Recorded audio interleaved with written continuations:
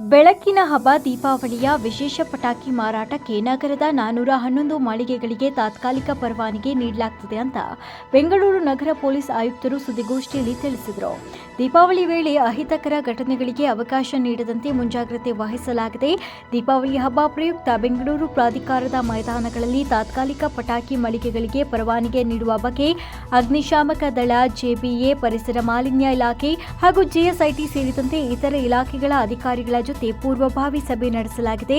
2 ವರ್ಷಗಳ ಹಿಂದೆ ಅತ್ತಿಬೆಲೆಯಲ್ಲಿ ಭಾರೀ ಅಗ್ನಿ ಅವಘಡ ಸಂಭವಿಸಿತ್ತು. 14 ಜನರು ಮೃತಪಟ್ಟಿದ್ದರು.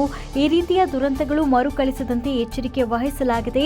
ನಗರ ವ್ಯಾಪ್ತಿ ಪ್ರಸಕ್ತ ವರ್ಷ 87 ಮೈದಾನಗಳಲ್ಲಿ 411 ಮಳಿಗೆಗಳಿಗೆ ತಾತ್ಕಾಲಿಕ ಪರವಾನಗಿ ನೀಡಲಾಗುತ್ತದೆ. ಪಟಾಕಿ ಮಳಿಗೆ ತೆರೆಯುವ ಮಾಲೀಕರು ಕಡ್ಡಾಯವಾಗಿ ಪೊಲೀಸರ ಮಾರ್ಗಸೂಚಿ ಪಾಲಿಸಬೇಕು. ಅಕ್ಟೋಬರ್ 18ರಿಂದ 22ರವರೆಗೂ 5 ದಿನಗಳ ತಾತ್ಕಾಲಿಕ ಪಟಾಕಿ ಮಳಿಗೆಗಳಲ್ಲಿ ಪಟಾಕಿ ಮಾರಾಟ ಮಾಡಲು ಅವಕಾಶ ಇದೆ. ಬೆಂಗಳೂರು ನಗರದಾದ್ಯಂತ ತಾತ್ಕಾಲಿಕ ಪಟಾಕಿ ಮಳಿಗೆಗಳನ್ನು ಪಡೆಯಲು ಸೇವಾ ಸಿಂಧು ಮೂಲಕ ಅರ್ಜಿ ಸಲ್ಲಿಸಬೇಕು. ಅರ್ಜಿ ಶುಲ್ಕ ಮರುಪಾವತಿ ಇರುವುದಿಲ್ಲ, ಆದರೆ ಮುಂಗಡವಾಗಿ ಪಡೆಯುವ ಹಣವನ್ನು ಮರಳಿ ಕೊಡಲಾಗುತ್ತದೆ ಎಂಬ ಇತರೆ ನಿಯಮಗಳ ಕುರಿತು ತಿಳಿಸಿದರು.